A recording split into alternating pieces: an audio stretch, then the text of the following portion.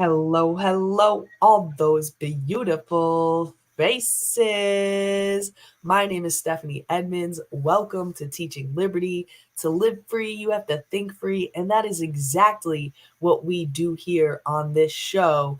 And tonight is all about free thinking and free speech. And here to talk about that with me is Dusty Johnson, who is currently a candidate in Colorado in House District 63. 63. Yep. 63. I got it. I actually have it up right here. I should pull it up for the people. And the reason I thought this was a great story to tie into our conversation tonight is because your thing is that politics is for everybody, right? We know Yep. not everybody's like into politics or like a political person, but we want to sort of bring down that bar and the free speech issue, which we're going to get into tonight with this, what I think is a landmark SCOTUS case, kind of really highlights how politics is for everybody. Like free speech is for everybody. It's one of our basic rights. It's one of the things that is in our everyday politics. And so we need to talk about it. So I've got Dusty Johnson here. Like I said, she's running for House District 63. Go check out her website at dustyforcolorado.com. I have it linked in the description down below. That's Dusty for FOR Colorado.com. And I had the opportunity to meet her when I was out in Colorado last month, actually exactly a month ago, for a conference. Just right away, your energy, we connected. Of course, you're a woman, you love liberty, you're involved in local politics. And so thank you for coming on here tonight. Introduce yourself to the people. Yeah, no, and it was amazing to meet you in person. I guess that was a month ago. Yeah, exactly a month Fast ago. and slow. But yeah, no, Dusty Johnson running for a state house spot in Colorado. So state governance. Really want to run on the education platform on educating what are our duties, what are our civic rights, which is going to tie into the First Amendment. Actually, all the amendments. We really shouldn't, discriminate between each amendment. They're all important. But really, making sure people are getting engaged with the process. It affects people. It's about principles. It's about being a patriot. Really doesn't have to be about party lines. It's, do you believe in America? Yeah, and again, I think that this is one of those cases, right? We're talking about just for everybody to know, there was a Supreme Court case today. It is, like I said, what I think is the most important case, perhaps, of the digital age. I'm trying to pull up right here for you on YouTube and Rumble so you guys can see what I am talking about. It is the Murthy. So Vivek Murthy used to be somebody in the Biden administration. And it's Murthy v. Missouri. And it's about the government's ability to censor information online, specifically through social media platforms. So you can see right here, like SCOTUS here, social media disinformation case. And one of the things I like to do is I like to go to Google News, and because it's sort of like, right, the mainstream, and I like to scroll through and just see what the different headlines are to get an overview of sort of what everybody's saying on things. So free speech hinges on unusual SCOTUS coalition. Supreme Court skeptical of restricting government communications. And this is actually at a SCOTUS blog. So this is the case that I'm referring to. It's a case that I think everybody should know. And have you been following this case at all, Dusty? Or do you know, it's from the sort of like COVID era, right? They're referencing in this case a lot of the things that were censored during COVID, whether it was around vaccines, whether it was around the effectiveness of masks, things like that. Yeah, no, and it actually ties in perfectly with I've been talking with a few business owners here. We just had that Meta, Facebook, Twitter kind of down where it went down for a whole bunch of hours.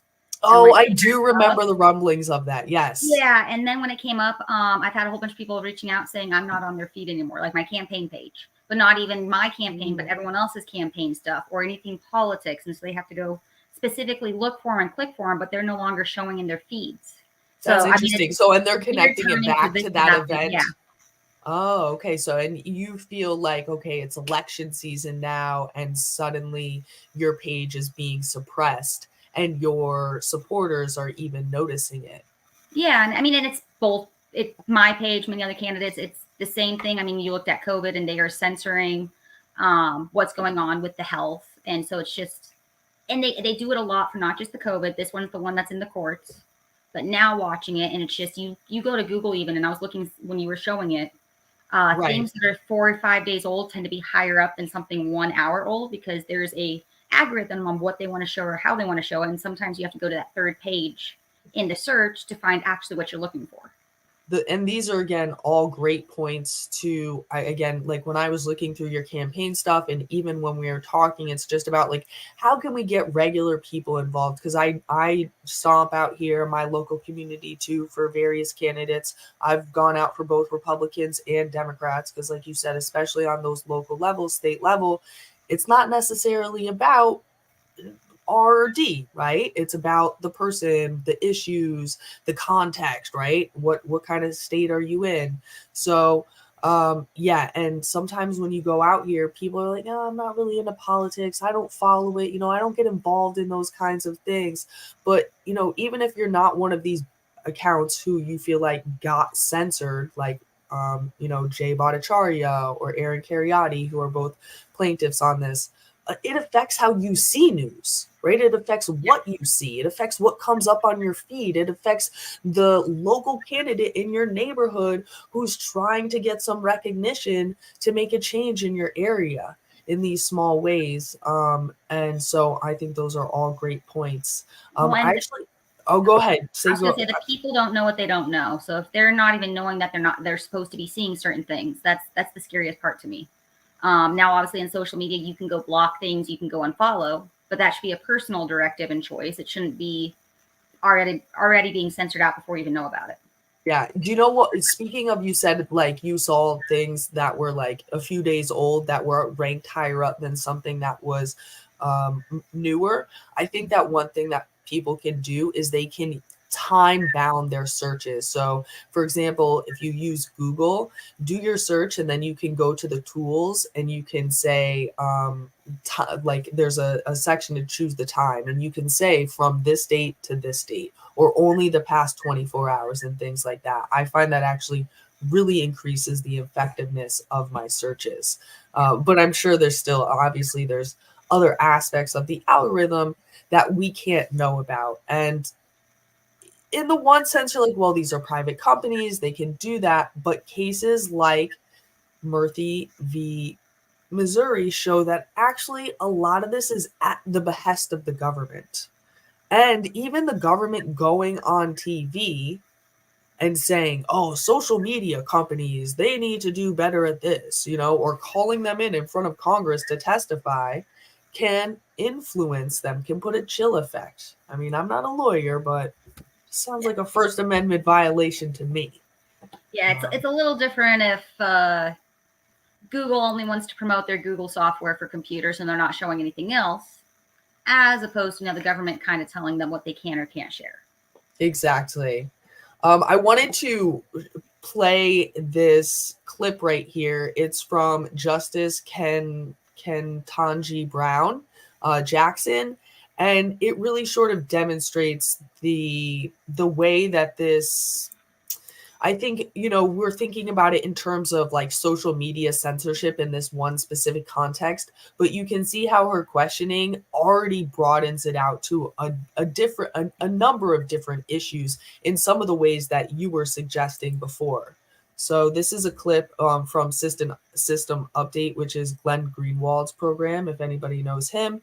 So I just want to give credit for where this clip is coming from. Biggest concern is that your view Um, has the First is that Amendment loud enough for people? hamstringing the government in significant. Justice Jackson? So my biggest concern is that your view has the First Amendment hamstringing the government in significant ways in the most important time periods. I mean, what would you have the government do? I've heard you say a couple times that the government can post its own speech, but in my hypothetical, kids, this is not safe, don't do it, is not going to get it done. And so I guess some might say that the government actually has a duty to take steps to protect the citizens of this country, and you seem to be suggesting that that duty cannot manifest itself in the government encouraging or even pressuring platforms to take down harmful information. So can you help me? Because I'm really worried about that, because you've got the First Amendment operating in an environment of threatening circumstances from the government's perspective, and you're saying that the government can't interact with the source of those problems. And Your Honor, I understand. All right, so that's what she had to say, and I like how the example she gave was like, oh, well, just saying kids don't do that isn't enough. Apparently we're the government's kids. Yeah, and it's the 9 scariest words. So I'm from the government and I'm here to help you. Oh, yes, I saw that, and you Yep. had that up on your website as well. And so talk to me a little bit Yeah. more about that idea and how you balance, how you would see that play out in Colorado. Like, what are the big issues that you have going on in Colorado right now? And what are some of the policy recommendations that you have? Right, because normally it's like when politicians run, so like, oh, when I do this, the government's going to help you do this, or the government's going to help you do that. So how are you pitching people on saying, hey, actually, the problem is the government's doing too much? And what are the issues that you find resonating the most in your area at this time? Yeah, no, for sure. I mean, and that's my favorite Reagan quote, the 9 scariest words. And I'm really, I like to change the narrative. People are going to vote on me, but I really want them to hire me. I want to be the voice of the 7 counties that represent this district. And it shouldn't be me at the well telling my own story all the time. It shouldn't be me saying my opinions. I should be being able to funnel or be that microphone for all these voices that they're too busy to come to the policy table. They don't want to come to it because they're afraid of backlash, or they're shy, or farmers and ranchers are, outstanding in their field, pun intended, but they'd rather be there than, at a table talking policy. So I really want to go out to all of them, doing the miles to get that collective voice.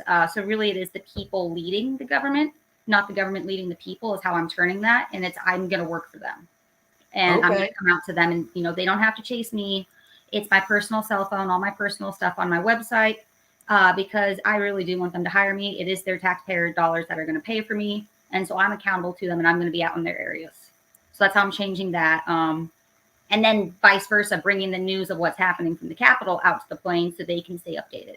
They can hear exactly what's happening, the education piece, and then tell me the feedback that they're thinking. Right. So you're not their parent, right? The government isn't serving a bunch of kids, teaching them the right way to live. You're acting as an intermediary and on the same level as your constituents. And so that's, I did see, again, we saw the headline from SCOTUS blog, which I think is tends to be apolitical, and they're pretty good at just like reporting what goes on at the Supreme Court, said that most of the justices seem skeptical. And that includes, I guess you would say, like the lefty judges and the ones on the right. I think except for perhaps Justice Jackson here, who, I didn't watch the whole thing. I didn't listen to the whole thing. I've just been listening to clips. And of course, they're going to pull out like the most incendiary parts. But I do think that her statement there of being like, the government needs to tell its kids what to do, like, that is a lot of what we see from the government. And so what are issues now? You're out more in the country. I heard you talking about ranchers and farmers. So what are the issues that you find your constituents are most concerned about, and how is that reflected in the policy that you would like to see either changes or something that you would propose? Yeah, no, and it's so I mean, I'm a strong conservative Republican, but I'm really running my campaign on ours for rural, because even our cousins in the urban areas, both sides, Republican and Democrat, vote a lot against what we're doing out here. So trying to make that strong voice come together of why do we do animal husbandry? Why do we do stewardship of the land? Because at the end of the day, they all want their private property. They want to do what's best for their family and their production. So a lot of it is educating on agriculture and bringing folks out to the plains so they can see what we're doing firsthand. We're not hiding anything. They're welcome to come anytime. But the math of most people is it's quicker and shorter for us to go to them than it is for them to come to us, even though it's the exact same miles and the exact same road. But really wanting them to come out and see what we're doing and getting better at telling our stories out here in rural Colorado, because we will have coffee in the morning, solve all the world's issues, go out and do what we do best in the businesses and in production, but no one else hears that. So it's the educating people in ag, promoting rural resources, like how do we get people out here? We do need roads. We do need broadband. We need the basic living that everyone needs. We just have less population sometimes. We tend to get forgotten about. And then that ties into our water rights. Colorado is one of the headwater states. We have a water court that is unique to us, and most states don't have that. And again, it's the advocacy, it's the education of, I think most people in policy they're trying to do good. I like to think it, at least to myself, but they don't understand it. So they affect more and they're causing more issues than helping. Instead of coming in with bill ideas, I really want to strip away a lot of those regulations and just bridge that gap between the rural and urban on why are we doing what we're doing. People are hungry to know where their food's from. That's why they want labels. That's why they want farm to table. That's why they want to have all these stories. People won't meet in the middle, though, whether it's my farmers and ranchers not coming to the table to talk or them coming out 100 miles to see a farm. And so I really want to be that connector between the two of, we're doing the best. We're making the best, safest food in America. Here's how. Now you don't have to be over-regulating and add all these extra regulations and labels that really don't mean anything. They're just adding a false sense of security. Okay, so you're saying that your potential constituents, the farmers and ranchers, feel like they're being overregulated. It adds on costs. It adds on all sorts of probably paperwork, red tape that they have to go through, and it doesn't even make sense a lot of the times. So if there was better communication, you're not saying that there wouldn't be any regulation, but the regulation that would be put in place would be smart. It would make sense. It would be more efficient, and it would probably put less. I know what happens with a lot of regulations is that it benefits a certain few insiders a lot of times and just adds cost to your regular kind of everyday people or farmers, smaller farmers, things like that. So, okay. So, and the other thing I wanted to ask about in terms of like, is the whole thing rural? Like, do you have like any more, populous areas? Is there any tension between those two in that sense? We have municipalities that are bigger, but they're not anywhere a city, and they wouldn't be defined as an urban area. They just happen to be the folks that are in town, and then there's the folks out of town. But it's not like that city life or the urban life, and there's nothing wrong against that either. It's just when we come in as a government and say one size fits all. You are one of my colleagues, hopefully I'm elected, they're hired to represent a city. They're going to be looking at mass transportation. They're going to be looking at, apartments and parking, homeless, as opposed to I'm going to be elected, to represent rural areas. And the two are day and night of each other. So they're elected for a certain group. They need to benefit that group. I'm elected for an opposite group, and we need to figure out a way that we're benefiting, but we're not choosing winners and losers because we're offsetting one or the other. Right, exactly.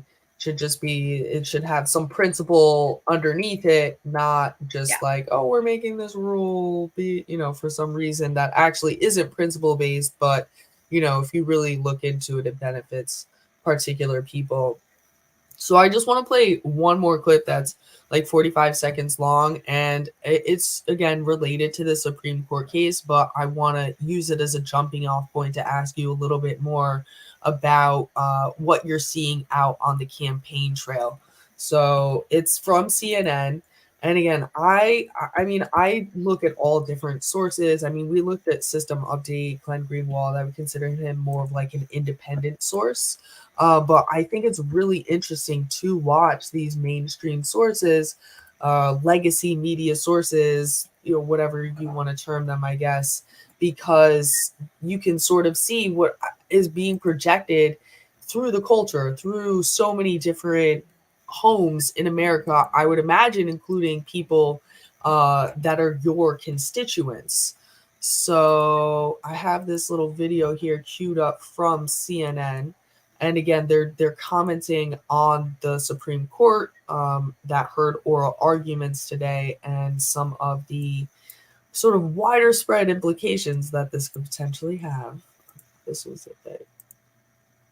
And the ripple effects of the potential decision on this case could really be huge. Yeah, huge for everything from including public health, terrorism, and election security going forward. This is a case that could affect the 2024 elections, because if the Biden administration can't reach out to social media companies to warn them of content they're seeing out there, misinformation or issues like foreign interference, then that could have a direct consequence on what Americans see as they prepare to head to the polls this November. And that could have a huge downstream influence on not only this election, but future elections as well. Kate? Well, see, he's worried about that people might see too much information, right? You were saying that they We're not seeing enough. Throttle what we see, right? So he's like, oh my God, you might see too much and you might actually make a freer choice in the election. A more informed decision based on information. Yeah. But you saw what he did there too. He's like, this isn't just about the internet. This is about terrorism and election security. And like, I don't know, I'm surprised he didn't say global warming too, So I find a lot of times when I'm out there on the campaign trail, now, of course, we're sitting here, we're talking about these big national issues. I'm in Connecticut, you're in Colorado, this is up on YouTube, it's out to a national audience. I try to use these big headlines that everybody can relate to and then hone it in, okay, to bring it down to like, you're in Colorado and we want to support you and what you're doing, right? So I find a lot of times when I'm out on the street, I go on, knock on somebody's door, right? I'm campaigning for, Susie and Joe that are running for the local board of representatives or the local Democrat committee, whatever it is, like a super hyper local position. And I knock on somebody's door and they're like, are you voting for Biden or Trump? And I'm like, whoa, like, hi, my name is Stephanie. I'm out here because I want Susie to win the Board of Rep seat. They're like, well, I can't talk to you unless I know you're voting for Biden or, and it's like, so how do you find that these national political narratives impact your campaign trail, your ability to actually speak to people rather than speaking past people or even speak to them at all? Yeah, no, exact same story. If I'm going to doors or more so in the rural communities, I'm going to events with mass population. The first question is, well, why would you talk to you? You're a part of Trump or you're anti-Trump, whatever they're coming in and upset about. And it really is, it's politics versus policy, because everyone needs to worry about policy. It affects everybody. Politics just makes it dirty and chases people away. So the politics of it is, and they will be, they will work in policy. They will be leaders.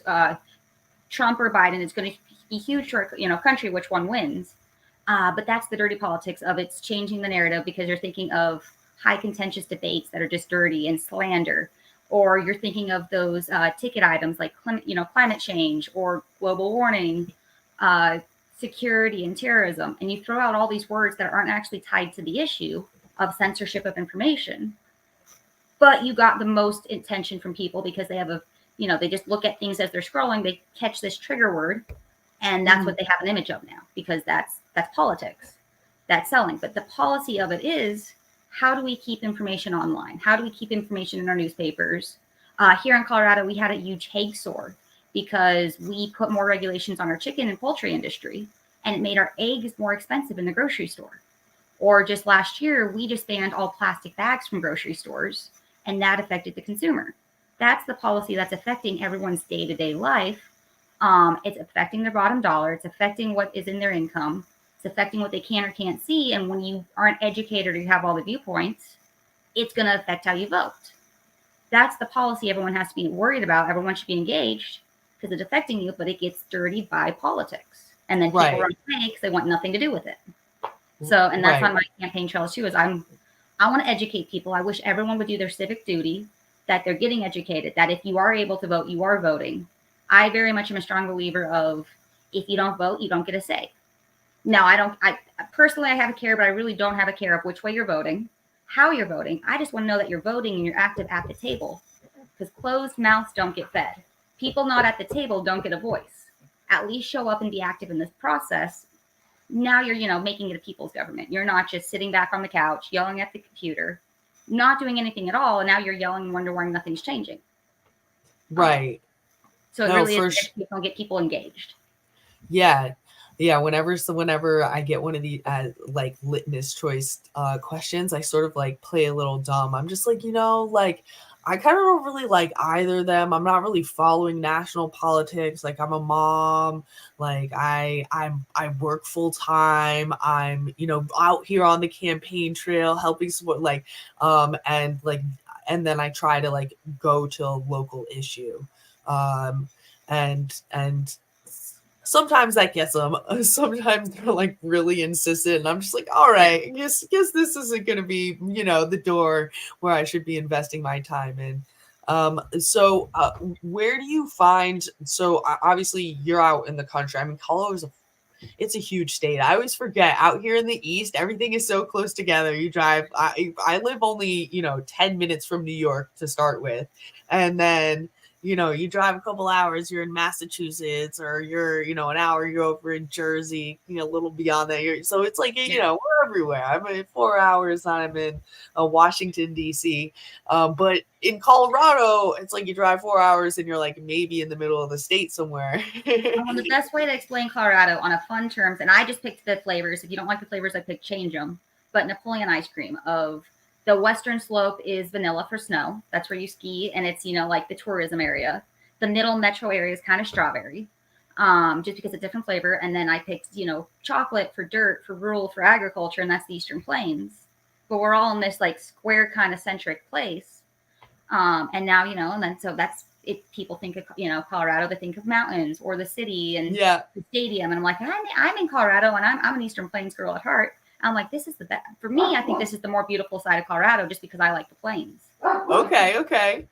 And it's so a fun little ice cream scenario. Yeah, I like that. And so, but you have a large territory to traverse, like even in just like, your district. So where are you finding like that you're able to make the most traction? Like, are you finding on social media that you're able to like actually connect with people in a real way? Do you feel like you're able to get through, or do you feel like you are being censored? Yeah, and I think it's actually on all aspects. I mean, we have so many different generations out here. So I'm doing the media, and I get the feedback of people aren't seeing it unless they purposely look for my information. So it's there, but it's just not on their newsreel. So they're like, you just did 12 posts that we never saw, but we're super following you, or important following, or whatever that Facebook term is that you make it a high preference. So it feels like censorship on that end. There's also the paper side that, papers can choose who and what they want to put in the paper. So depending on the community, depending on the editor, things don't always get out there as well. And then, there's the in-person, events where, I go to some events and they say no politics, take your badge off, take your card magnets off. So, I mean, you see it at all levels. And some of these events, that one makes sense in person because it's there for a cause, for a fundraiser. But you just think about it affects you everywhere of, we believe in the First Amendment until. There should be no until. Right. Well, yeah, I mean, again, it's like, well, technically the First Amendment is supposed to be restricting the government, right? So it's like, I guess if you go in some of these places, okay, I get it. Technically they can, but at the same time, I do feel like if it's viewpoint based, right? It's like, well, we let this person come in and represent sort of what they are and who they are, but we don't let this other person, then I do feel like that is discriminatory and it's wrong just ethically, right? Like not necessarily like legally or in the same sense as the government doing it, but I think that viewpoint discrimination, whether it's from an individual, a business, an organization, or the government, is something that we should just culturally be against. Right. No, and definitely all sides. I mean, if they let me in, they let the opponent in, that is fair. There's also ways where you, depending on the platform, they can rein in what you're talking about. I am enjoying talking to schools right now, but that's because I've been an aide at the federal level. I've been an aide at the state level, and I am just explaining policy and procedure. leaving politics out of it. I just want them to know that we have 3 branches of government. We have 3 levels of government. This is how a bill is passed. This is how you can do testimony. This is how you can testify. And so this is just basic civics 101 that everyone in America should know about if they want to engage in the process. I'm not doing politics at that time because politics makes policy dirty. So I get why people leave that, but we need to focus on the policy and how it affects everybody. Yeah. And so when you say go to schools, like you're going to meet with kids, like, yeah, so I've been able to speak in front of student government groups, usually juniors, seniors. I have done a couple of career fairs where I'm talking with some freshmen, sophomore as well. The career fairs are more so of what are you doing and how do we get there? Whether it's, I know because I did my own branding and my own logo. And a lot of people now are getting more into that technical, media kind of phasing. And they're more interested in the TikTok videos or whatever that's happening.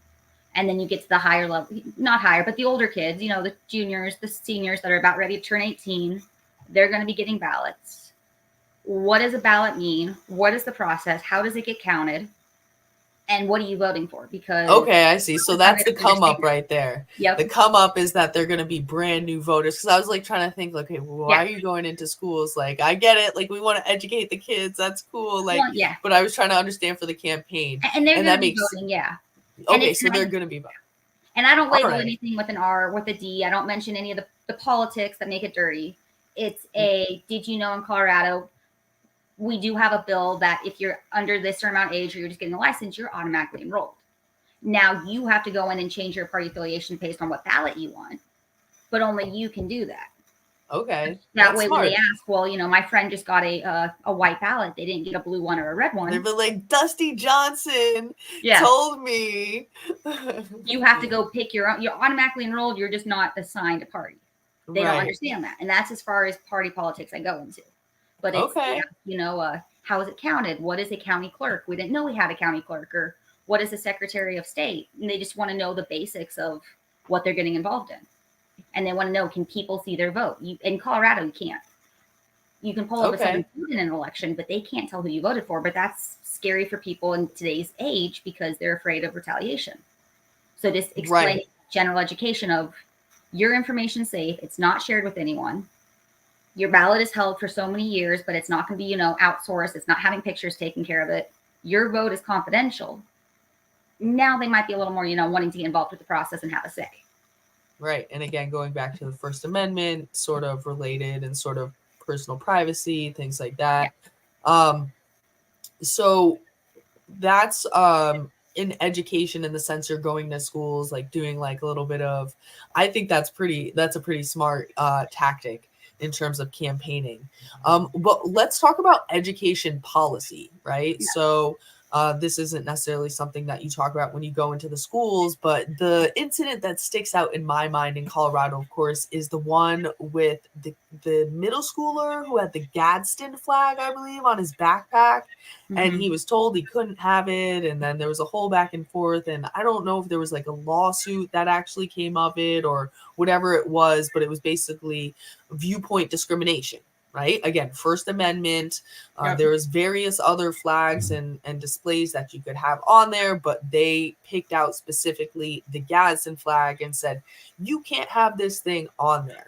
So talk to me a little bit about what's going on in Colorado schools, whether it's these First Amendment type issues where it's like, okay, it's fine to have this thing, but not this thing. Are we seeing that in other instances or other related issues that we're seeing in the news today? And I guess you can talk specifically to hone in on the ones that might impact your constituents or your district specifically, rather than Colorado generally, if you want. Yeah, no, I mean, and it's twofold. So I'll go one that affects all of the nation first. And it's not so much policy, but more of a culture change. It's called educonomy, which is education and economy as one. Because so often, at least I know from my own experiences and talking with friends, you're going to a 4-year college. And in my school and my grade, if you weren't signed up to go to a 4-year college, you didn't make the list of what you were doing when they sent out the little pamphlets at graduation. If you were signed up to go military or a 2-year or right into the workforce, your name wasn't on the list. It was only for those going to a 4-year university because we thought that extra degree meant success. And I'm not saying it doesn't, depending on the job. If you're going to be a lawyer, a doctor, a high-tech engineer, nuclear physicist, you need extra education. but we shouldn't be devaluing those going to a community college to get an apprenticeship, to get an internship, to get a special trade, or those going right onto the family farm and they've learned this their whole life. As long as someone's self-sustainable and they have a plan of action on what they want to do next, they're not going to just sit home and twiddle their thumbs after, high school. We really need to look at what's best for the individual in the career that they want to go for and how's that going to help the economy. I mean, we have a whole bunch of manufacturers out here that could be learned on site. You don't need that. Okay, so you're saying in schools right now, there's a protocol where kids who are like gonna go on to college get a certain. So this was a couple of years ago. They're finally changing the narrative, but I feel like there's still that stigma of college means success. Okay. You don't have a college degree, it doesn't mean success. So just basic. Oh, right, and it was That pushed stigma, by yeah. the government, right? I No, remember. yeah. Like, it was always like, okay, every kid goes to college, this and that. And again, Halfway it's to great. college was in Colorado, and other Yes. states had different things. Okay, and you're saying that you feel like for your constituents specifically, it can sort of be a detriment, or it doesn't always support, they at the same time they'll talk about like individualized learning, right? Well, how are you really doing individualized learning if you're sort of making this assumption about what it means to go to college versus not go to college, especially in your area of the country, like where you're saying there's so many jobs that aren't necessarily like a liberal arts type of degree thing. It's like you got to go out there and you got to learn the trade or learn how to work on the farm or the factory or whatever it is.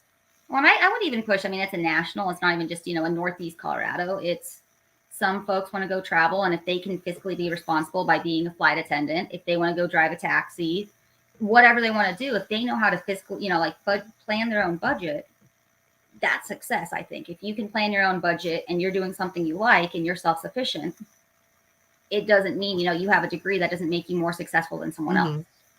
And I like that too. It feels like I feel like a lot of times, the culture war issues are such the go-to issues versus these issues that are actually about like, okay, what are our kids learning in the classroom, and how are we, I guess, valuing them in a way, or how are we supporting them in those things? Like, what are the classes that we are offering towards these different ends? Like, it's academic based, not getting caught up in these culture war issues, exactly. which again, they can be impactful on the ground. I mean, if your school is trying to put in sort of like a social emotional learning program that you're against, like, unfortunately, you're going to get caught up in that culture war narrative. However, being able to pivot to, like you said, like a policy-based issue that doesn't have these like gross politics into it, it helps. And that's an issue that I haven't thought a lot about, but it's so important, like how they are pushing everybody to go into college. I feel like it also lowers down the standards, and it's just like pushing kids through. And I would even push that it's not even a policy thing. It's a culture, a society thing. Get government out of it is what I would think at the end of the day. Let the people choose what they want, and let's just kind of help, I want to lead that narrative of different thinking of what is success. Let's let the community lead it to what actually fits best for their economy. Awesome. All right. So yeah, go ahead. Is there any other education issues that you wanted to ask before I was going to ask you about anything else that you're seeing on the campaign trail? And I think, so parental rights are a huge thing. Here in Colorado, we have a bill that's going through that is undermining parental rights. And it is saying that kids as young as 8 can legally change how they're identified and how they want to be addressed. And that also changes what they're going to be associated with medically, bathroom, sports. But it's derailing the parents. They're not even a part of the conversation. They don't even know what happens till they pick them up at the end of the day. And so it's they're taking the parents out, and they're making legislation that purposely cuts the parent out of this discussion. So it's a huge parental. Now, that same child, they're 18, they're still going through it. That's fine. They're an adult. But if they're under 18, that parent should not be cut out of that room when they're talking with the principal, they're talking with other adults. And this is a school specific bill? Is this like a school specific bill, or it's like being run through some other department? Okay. Yeah, it's school specific, that the teachers, the principals, they have to defer to the child. They can't call the parent in. I'll let the child make their own decisions. And so is that going through this session, or like if you were elected, would you be able to maybe have an impact on it? So it's going through this session. So I wouldn't, because I'm still a candidate, I wouldn't be able to have a say on it. Now, there could be possible movements in the future to keep parental rights there. That it's one thing once you're 18, you can do, what you want. I believe in freedom of choice on that aspect. But when you're 8 years old, and I remember when I was 8, I was changing what I wanted every other day. But Yeah, legally, the yeah, way I have this an is 8-year-old going- right now. Yeah, and legally, Whew. the way this is going, let's say I was still in high school and I'm 17, I can give myself, the way this bill is written, I can give myself and call myself Dr. Bill Nye. And they would have to put that on my certification and identify me as that for the rest of my school year. And that would follow me legally throughout the rest of my life until I go to change it. Well, I just gave myself a false degree, something that's going to mess the records. And I didn't really have any, no one really talked to me on, are you sure you want to do this? This is going to impact you. This is what it's going to take. It's not you get to come in and 2 seconds later, this is what's on your report. It should be a discussion so they actually understand the effects and the consequences. Right. No, that definitely makes sense. And but I'm sure that everybody out on the campaign trail, even though it's not something that, this session you would be able to vote on, they still want to know your opinion on it. They're asking you about it. It's crazy. There's actually a bill in California that's like trying to protect kids right now. They seem to be going the other way on some of this stuff. And sometimes it blows my mind when I hear what's going on out in Colorado, because I do think about it as like, oh, it's out west.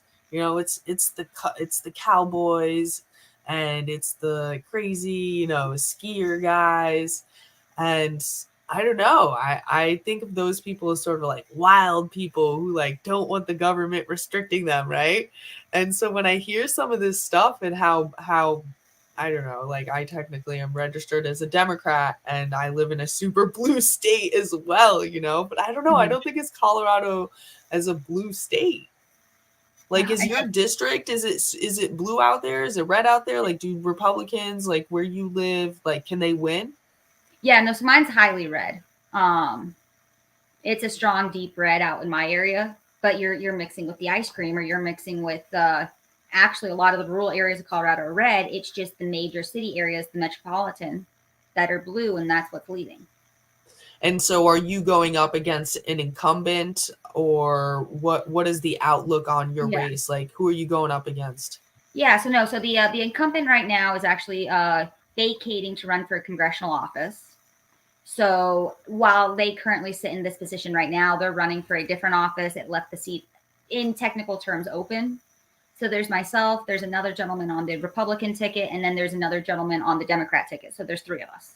Okay, so there's 3 of you. So, but is the race so around here, the race is, if there is one, at the Democratic primary, and then basically if you get on the Democratic ticket in the general, except for a few voting districts, it's basically a Democrat down ticket race.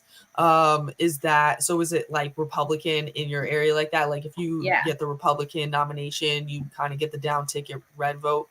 Yep. Yeah. It's just flip it from where you're at, and it's the primary race. That's the main race. Okay. Now, Okay. the race is important, but it really is, you kind of have a strong feeling of what's going to happen once you get through primary. All right. And so what do you feel like are your differentiating factors between you and the other candidate?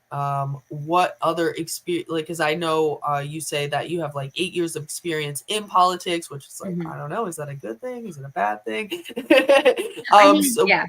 Yeah. So tell me a little bit just more like about your background, your story about, why you're doing this, maybe like in a little bit more of a personal sense. Like I know you gave me sort of like your elevator pitch, like stump speech earlier, and what are the differentiating factors between you and the person who you're up against? So 7, 8 years of experience in politics, not as a politician, but as an aide, as a staffer. I always believe in grunt work, that you should work your way from the bottom up, that if you're ever going to hold any position, you should know all the levels. So I think that actually is beneficial, that I'm not coming in as, I've never been elected in an office. I'm not a politician. I'm a person, but I know the system and the games that they're going to play. I know how the lobbyists work. I know how the higher staff. So at the state level, you have aides per member, but you also have a set, Senate Republican staff that are there year round, or set Senate Democrat staff.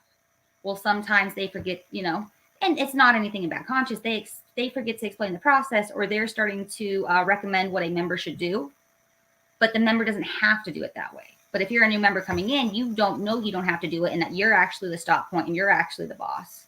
It's not the aides that have been around longer than you.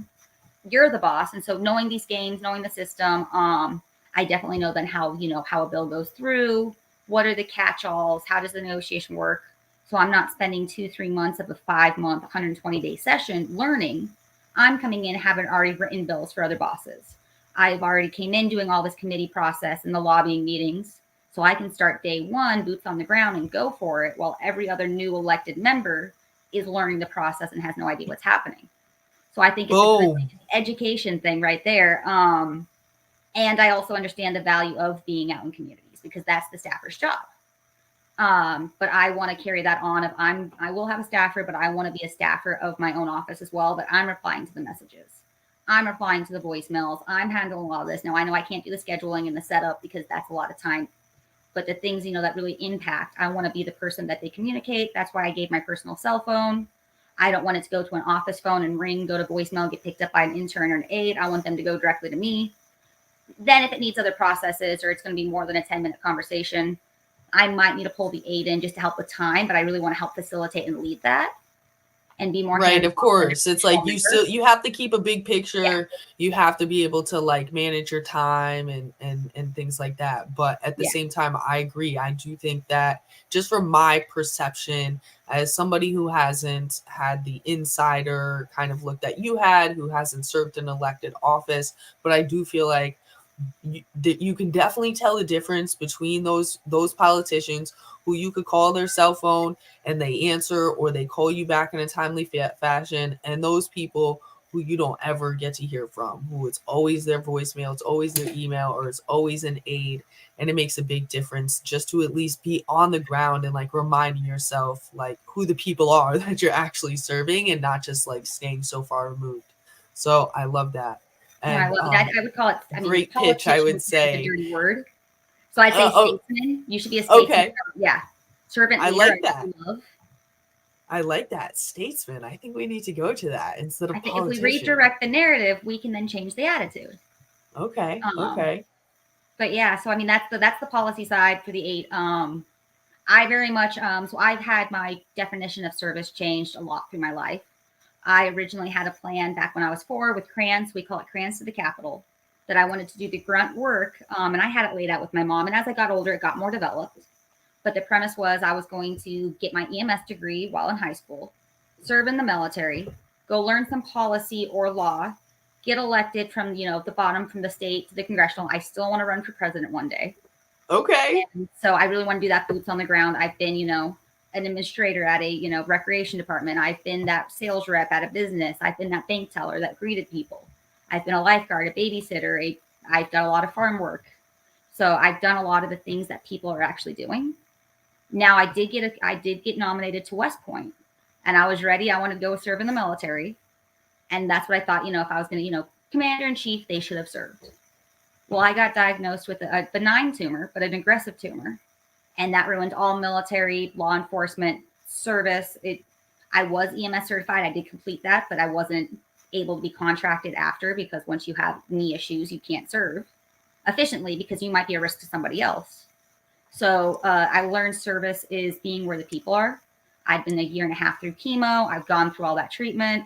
I've been on, my kidneys and liver started to fail. I'm good now, but I really saw from the patient's point of view what we're missing a lot in healthcare. So that's another platform of, we need patient advocacy. We need, informative healthcare. So service for me changed from, you really have to wear that badge, you have to have that title, to title doesn't matter. It's really, where's your heart? Are you on the ground with the people? Are you ready to serve with them? And so I carry that with me. If I'm ever at a conference, I will help pick up those trays and plates afterwards, because I've done that. And I want to be with the people, not above the people. And I think that's really what makes the huge difference. Wow, that is a crazy story. I was not expecting that turn at all. My goodness. You were like, oh, I got into West Point. I was like, oh my God, amazing. Like, I didn't realize you went to West Point, and then boom, and then okay. But I you know, just the sort of like resiliency and the positive attitude that you have for life. It's super inspiring. And I love how you didn't allow something that is, you know, any person would be like, my life is over, or I went through this horrible thing and now I have to, you know, get intense like medications pumped through my body to, you know, keep on, you know, that's, you could get off track. But it seems like you took it in stride and you just kind of said, okay, you know, my definition of service just has to change a little bit. Like we have to reroute here. And yeah, like I said, super inspiring. And I think that it makes a lot of sense too, like sort of having that aid inside look at things, as long as you didn't get pulled in and get all corrupt when you were in there and you're like, yeah, I'm gonna go run, ha ha ha ha. I'm like, you know, No, I stink at math. Well, I'm good at math, but I stink at economics in the sense that when I worked at the federal level, there came a point with the member I was working for, I could not morally look myself in the mirror or sleep at night. So I took more than a pay cut. I lost my insurance and I moved to the state level because my morals ground me, and I left as soon as I wasn't. And I was still on the chemo at that time. So I was figuring out insurance, how to go private sector insurance as opposed to employment insurance. Like I said, lost a huge amount of money. I was about 60,000, went down to a little over 30, higher 30,000s, no insurance, because I couldn't sleep at night or look myself in the mirror. So I'm not one of those aides like, oh, let's get the power and let's go for this. It's, if I can't do it, if I can't morally do it myself, I will never do it.